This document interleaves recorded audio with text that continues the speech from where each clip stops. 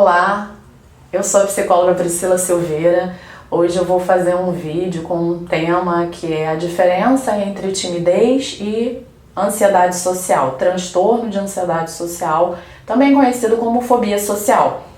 Eu já fiz um vídeo, o meu primeiro vídeo sobre o transtorno de ansiedade social.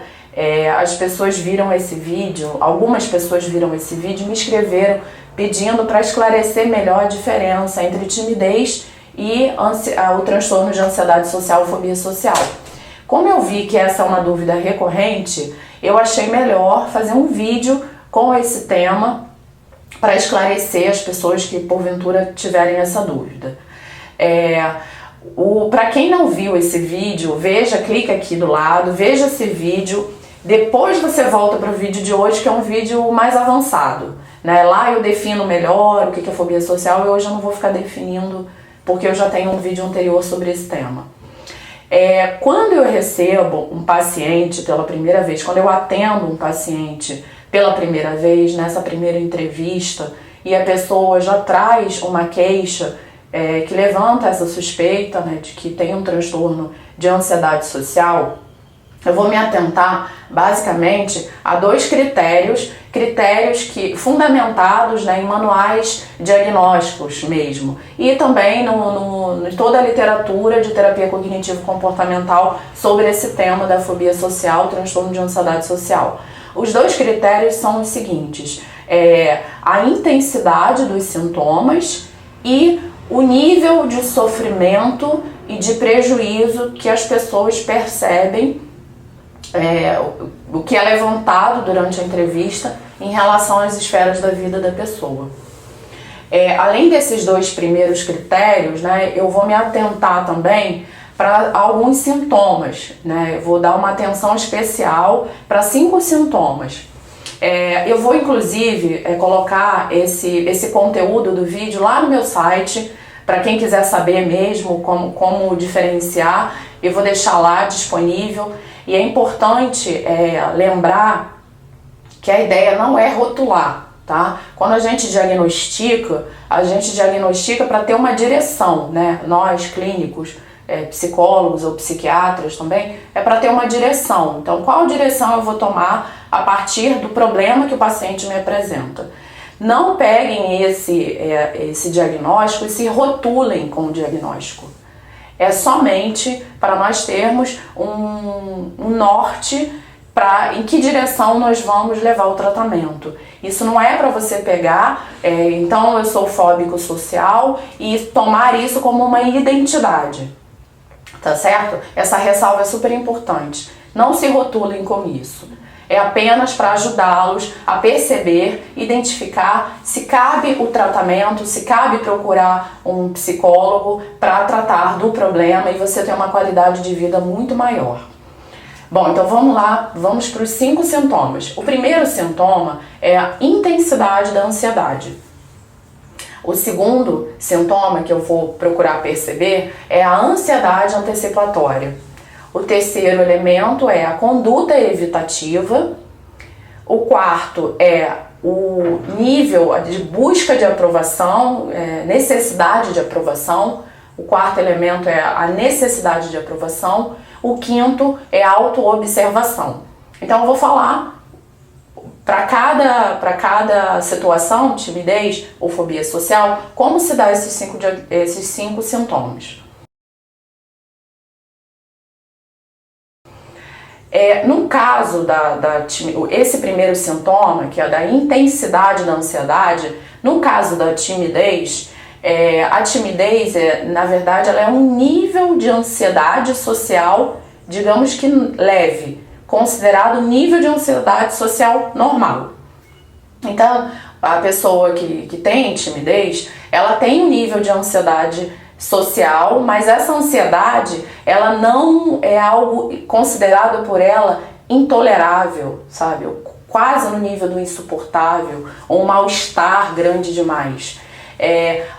Sempre, né, eu já falei isso em outros vídeos, quando há ansiedade, sempre antes houve um pensamento, uma interpretação de que há uma ameaça. Então, no caso da pessoa com timidez, ela entendeu sim que existe alguma ameaça lá na exposição social, no momento em que ela considera que ela pode ser avaliada pelo outro. Há um nível de ansiedade porque ela se sentiu em algum nível ameaçada, mas essa ansiedade não é uma ansiedade que causa muito mal-estar ou é intolerável. E já no caso da fobia social ou do transtorno de ansiedade social, onde há uma ansiedade no nível realmente muito acentuado, essa ansiedade ela vem de uma forma muito desagradável mesmo. Então a pessoa sente um mal-estar maior, se sente muito incomodada diante dessas situações em que ela vê que o seu desempenho está sendo avaliado ou em que ela infere, né, ela interpreta que outro pode avaliá-la mal. Então, o nível de intensidade é diferente no caso da timidez e no caso do transtorno de ansiedade social.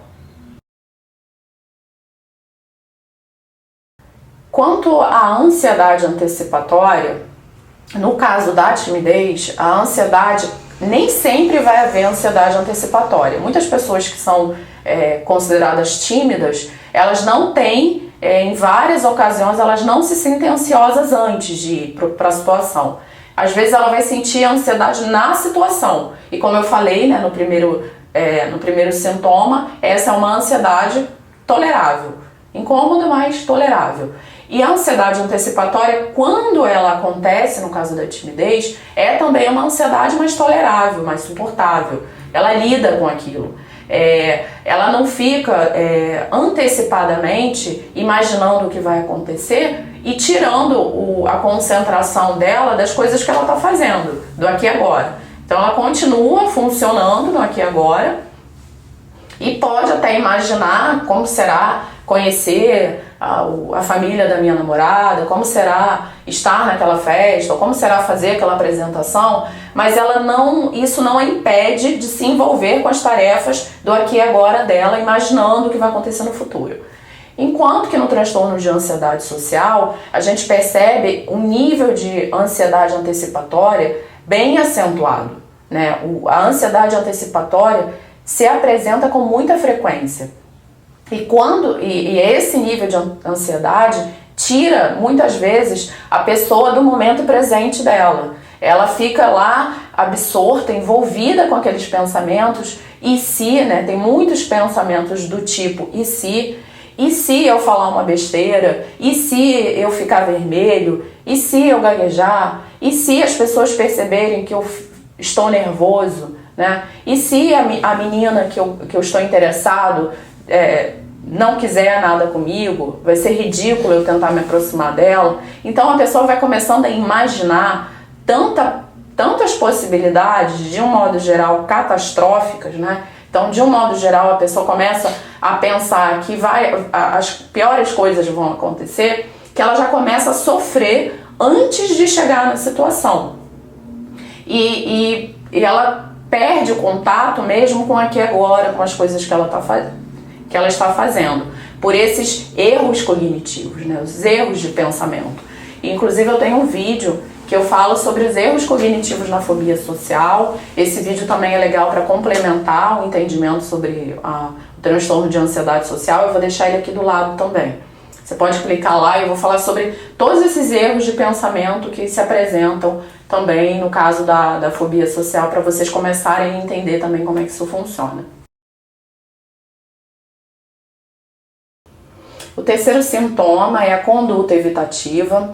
A conduta evitativa, no caso da timidez, ela praticamente é inexistente. Isso tem relação com o sintoma anterior, que é o da ansiedade antecipatória. Então, como a ansiedade antecipatória é algo também praticamente inexistente na timidez, ou quando ele se apresenta, ele é mais brando, isso vai ter repercussão na conduta evitativa, né? Então, a pessoa com timidez, ela vai evitar muito menos a situação. Então, pode até haver um desejo de evitar, mas a tendência é que a pessoa se exponha mesmo assim. Ela sente que na hora que ela vai para a situação, aquele incômodo inicial, ele tende a diminuir.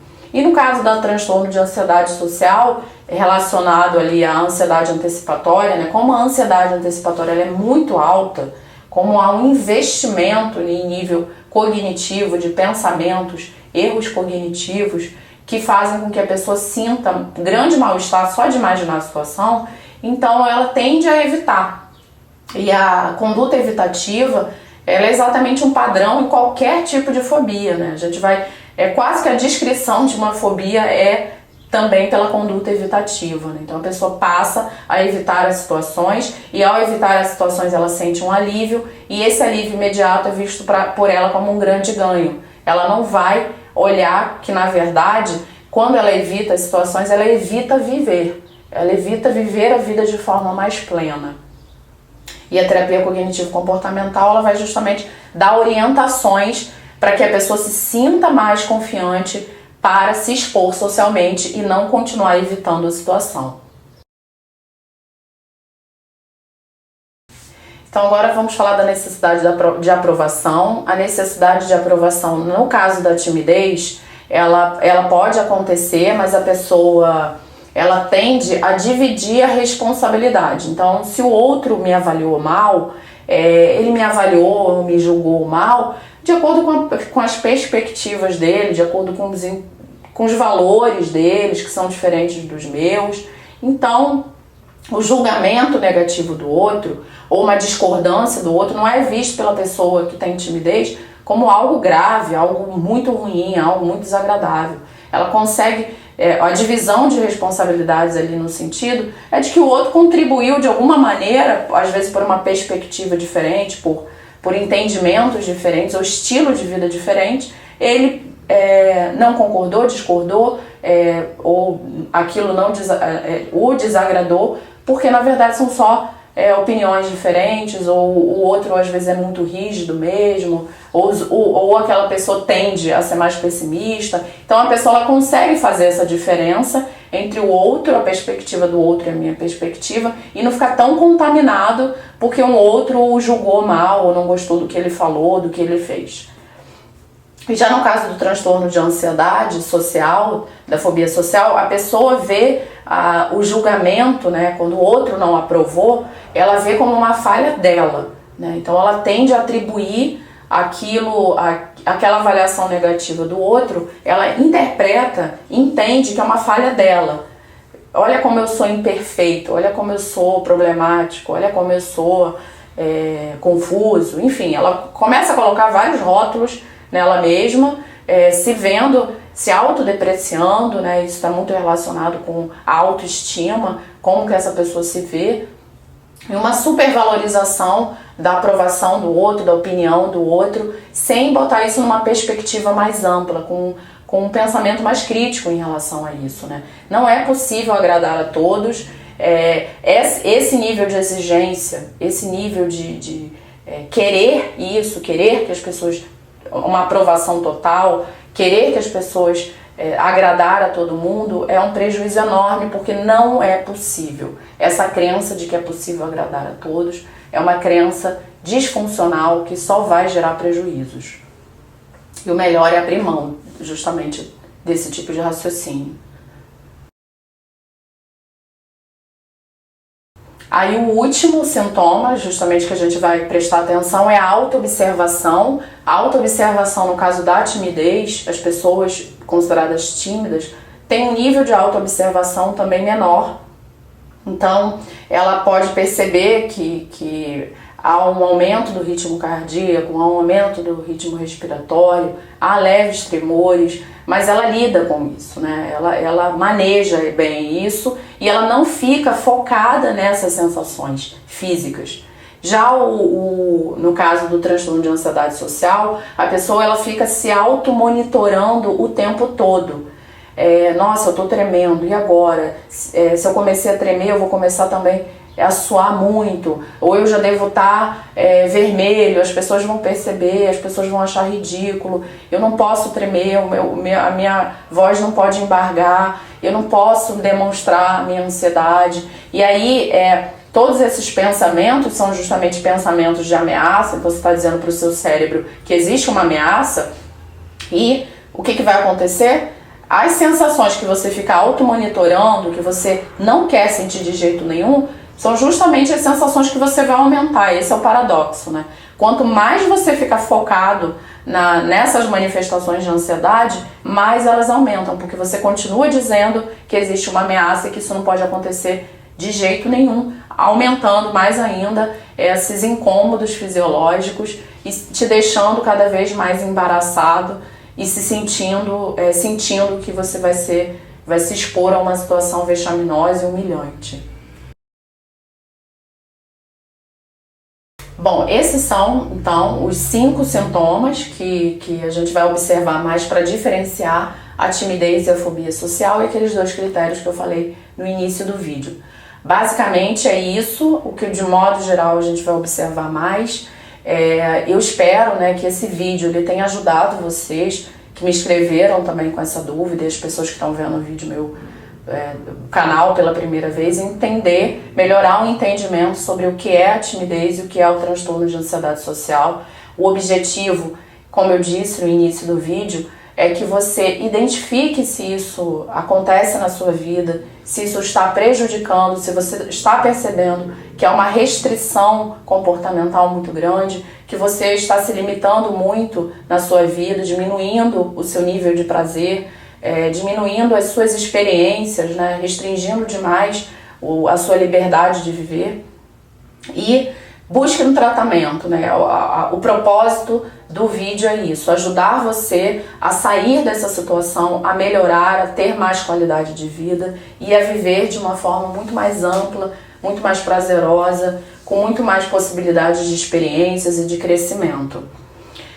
Eu faço atendimentos online, via Skype.